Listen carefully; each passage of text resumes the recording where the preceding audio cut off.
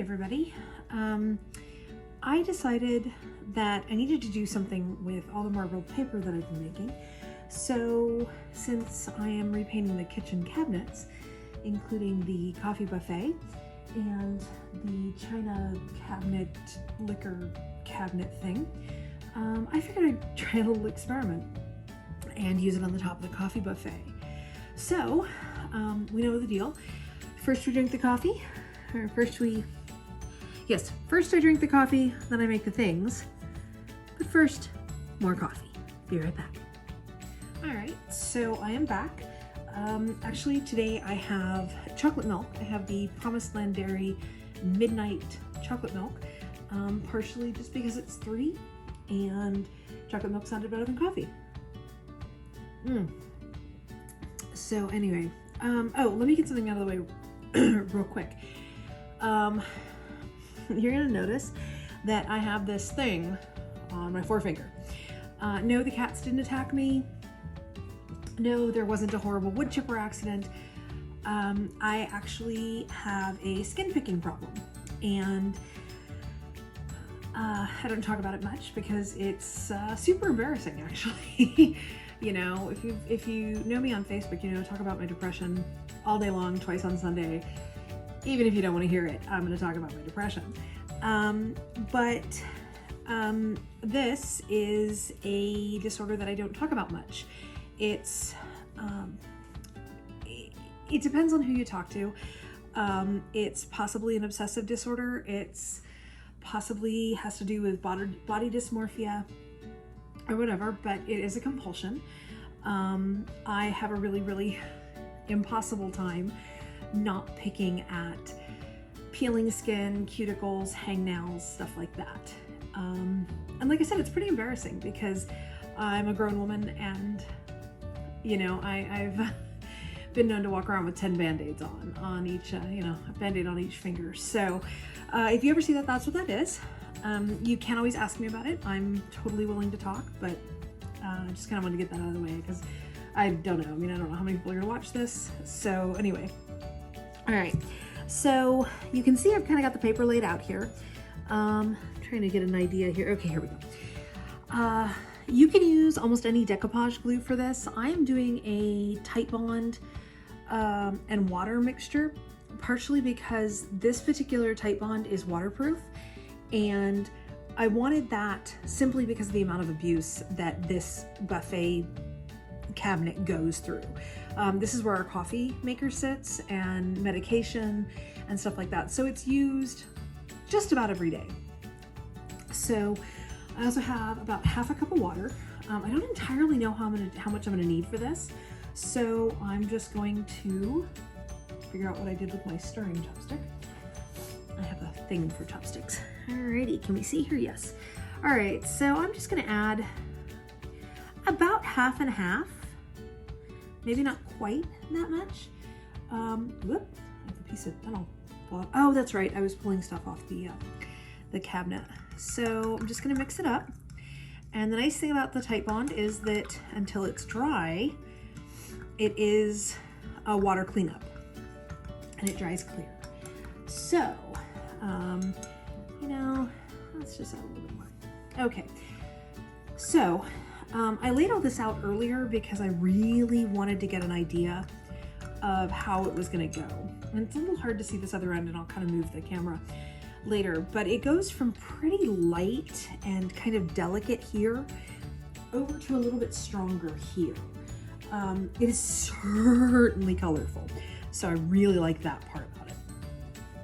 And as we go, I'll move the camera and my dish here on, just so that way, you know, you kind of get an idea. But I'll probably end up doing that time lapse because you guys do not want to be here for the entire time it's going to take me. So you can see that as I pull up these little strips and whatnot, I've primed this. The sides are painted with cabinet enamel, but the top I just primed because I really didn't feel like there was any huge need to do that. So, alrighty. Now, one of the things that I discovered, and we're gonna see if this is still excuse me, still true when I covered up the orchid container can thing. Excuse me, I have the hiccups. The inks were water fast, so they didn't fade, they didn't run, anything like that. So, fingers crossed, that's still the case. So basically, ooh, this is really thick. This might be too thick. I might need more water. I may have, you know, kind of shot myself in the foot here. But in any case, can you see this? Yeah, okay, good. So just kind of get it wet. You know, you want it to definitely stick. And then I'm gonna drain it a little bit. Here we go. And there's no color coming off on the solution in the dish, so that makes me happy. Okay, now one of the things that I'm gonna have to do is kind of mess with this because yeah, everything's not always perfectly square around here. I mean, really honestly, tell me if you're surprised. And so, whoop, and you have to be really careful because the paper, when it's this wet, is very, very fragile. And it wants to basically just tear. Oh, cool. See, can you actually see me doing this? Sort of. All right, that's okay. We've got more, we have lots more to go. So what I'm doing here is I am literally just, whoops, get back there. Like I said, it's really delicate. It wants to tear. So you kind of gotta be careful with that.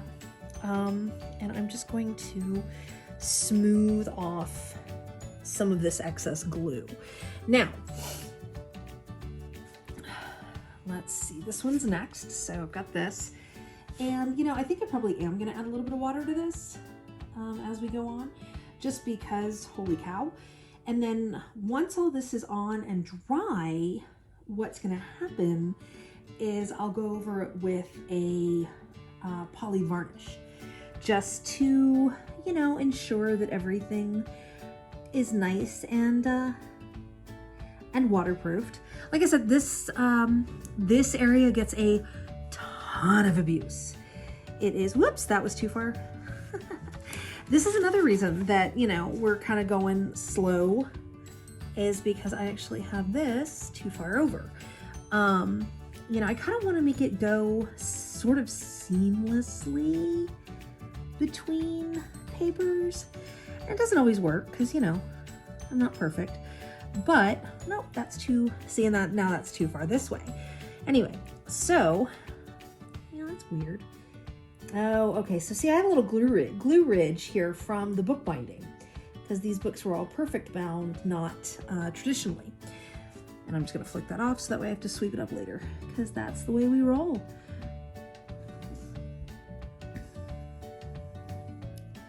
So, again, kind of tedious, but I think that once we get everything where we want it, well, let's get back there. It's gonna look amazing. So just kind of smooth down your edges. Try and work out bubbles, bumps, lumps. You know, if you don't want to look at it, then, you know, see if you can get it off of there. Now, next up is going to be this one, and then we'll continue to kind of work.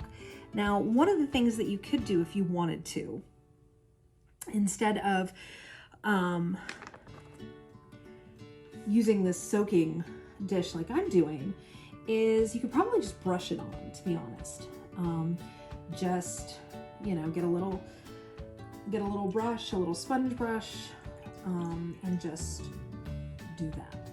I think I prefer laying it in there, but you know, I don't know. Maybe I'll try the sponge on the countertops. Oh yeah, that's right.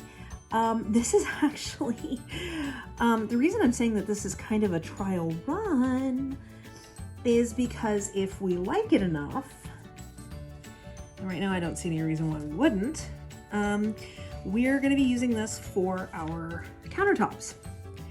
Yes, I know, I can hear real estate agents around the globe screaming, but I don't care. You know, I have to live here. If and when we decide to sell, fine, I'll, you know, redo it. if I need to. Or I could just take the thing of, it's my house until it's not, and I want to like living here. So, you know, we're just going to roll with it. You know, I mean, people are going to change what they're doing anyway, and what they're going to do. So, I will be right back. I'm going to wash my hands so I can take a drink. If I can touch this. All right, so I went ahead and moved my glue down, partially just because I'm going to be, you know, moving stuff around, and whatnot, and I wasn't really sure how much of this you guys want to sit through. And then I'm just going to keep working this. I'm going to put it in time-lapse mode so that you don't sit here for, I don't know how long this is going to take me, but it's probably going to be a while. So let me put this in time-lapse mode and we'll go from there.